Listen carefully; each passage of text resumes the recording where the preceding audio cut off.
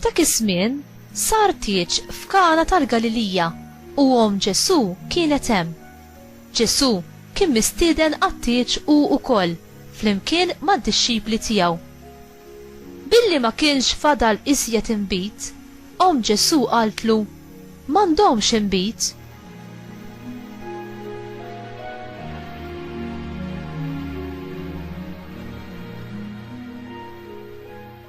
U Ġesu qalilha: x'hemm bejni u bejnek, mara?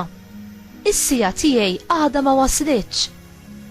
Ġesu qalet lill-qaddejja: għamlu kull ma jgħidilkom hu.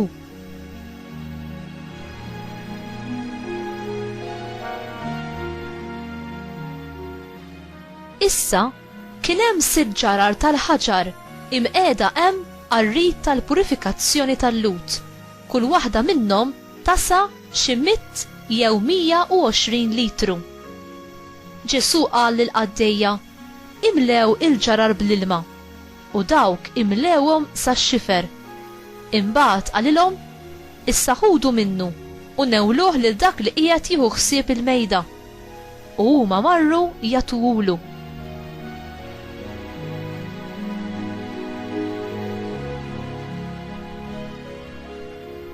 U da l-ilma mibdul f'inbit, u billi ma kienx jaf mnejn ġi, għalkemm il-qaddejja li ħadu mill-ilma kienu jafu, sejjaħ lill-arus u qallu: kulħadd l-inbit it-tajjeb iservi l-ewwel, meta mbagħad ikun ħadhom iġibu dak li jkun inqas tajjeb.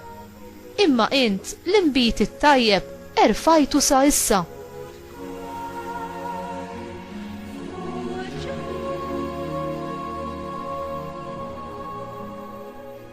Dan li għamel Ġesu f'Kana tal-Galilija kien l-ewwel wieħed fost is-sinjali tiegħu. Bih wera il-glorja tiegħu u d-dixxipli tiegħu emnu fih. Il-kelma tal-mulej, tifħir lilek Kristu.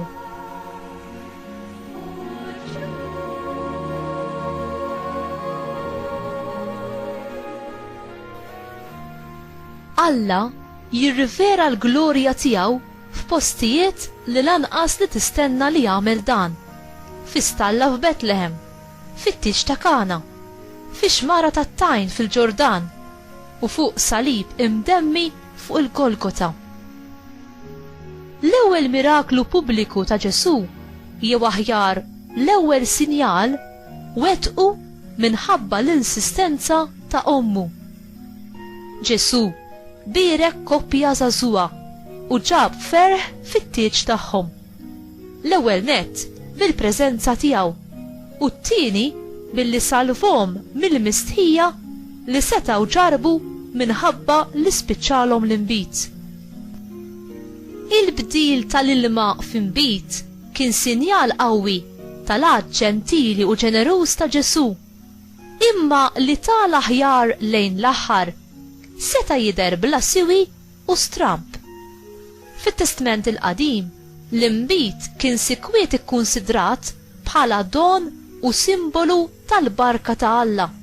Dan nistgħu nsibuh fil-ktieb tad-Deuteronomju kapitlu 7 vers 13, fil-ktieb tal-Proverbi kapitlu 3 vers 10 u f'Salm 104 vers 15.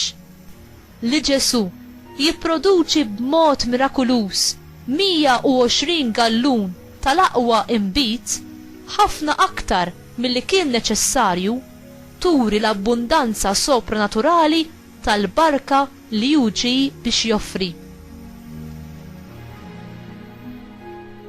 Dan il-miraklu tiegħu ifisser l-inbit ġdid tal-Evanġelju u jipponta lejn l-inbit tal-patt il-ġdid u l-ħobs tal-ħajja li Ġesu jipprovdi għad-dixxipli tiegħu fl-ikla tal-mulej jew fl-Ewkaristija li llum insejħula l-Quddisa. Jipponta wkoll għall-ikla messjanika li Ġesu ser jipprovdi fil-ġenna għall-imberkin tiegħu fl-aħħar taż-żmien. Il-mirakli ta' Ġesu juruna l-qawwa tal-imħabba ta' Alla u l-ħniena tiegħu lejn il-poplu tiegħu. Il-ġenerożità ta' Alla m'għandix limitu. u l-ogħla espressjoni ta' mħabbtu hi rrivelata fil-persuna ta' ibnu, Sidna Ġesu. U sar bniedem għalina, miet biex isalvana u qam biex jigglorifikana.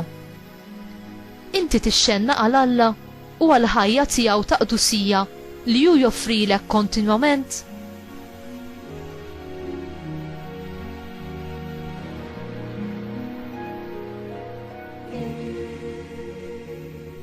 Ta' min jinnota l-insistenza ta' Marija Ġesu biex huwa jgħin bis-seta tiegħu lill-koppja li naqashom l-inbit li hu wkoll simbolu tal-ferħ fil-ħajja tagħna.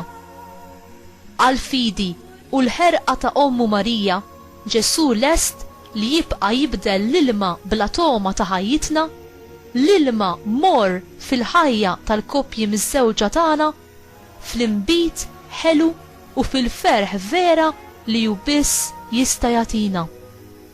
U inti tpoġġi quddiem Ġesu lilek u lill-familja tiegħek biex hu jgħinkom u jimlikom bil-ferħ li hu tant meħtieġ f'ħajjitna, u ddur lejn Marija Omna biex hi b'mod speċjali permezz tat-talba tar-Rusarju titlob u tinsisti ma' bina Ġesu ħalli jagħtikom dak li jonqoskom.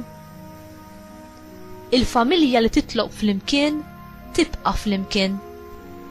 Qiegħed tħajjar lill-membri tal-familja tiegħek biex tinġabru flimkien għal mumenti ta' talb.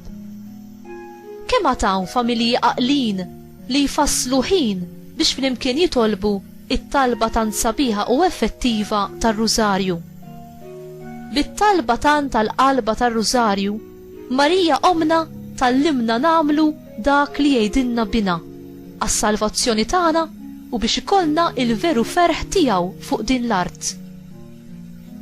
Kemm qed tagħti widen għas-sejħiet ta' Omna Marija li f'kull dera tagħha ittenni Ejdu r-Rużarju, Ejdu r-Rużarju, Ejdu r-Rużarju.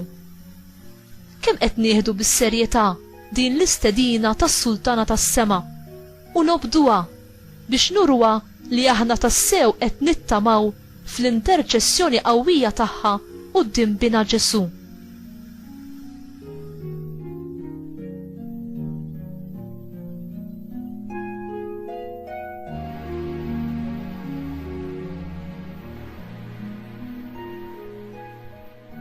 Missier, inti irrivelajt il-glorja tiegħek f'Ġesu ibnek u Sidna. Imlini bl-Ispirtu Qaddis tiegħek biex jien nagħti glorja lilek dak kollu li naħseb, ngħid u nagħmel f'ħajti. Għażiża Marija, minn qalbna nitolbuk biex tallimna nerġgħu insibu il-valur li tlifna biż-żmien lejn it-talba tant tal-qalbek tar-Rużarju, biex permezz ta' din it-talba aħna nafdawlek bis-serjetà il-familji eżiż tal-Gżejjer tagħna bil-bżonnijiet materjali u spiritwali kollha tagħhom. Amen.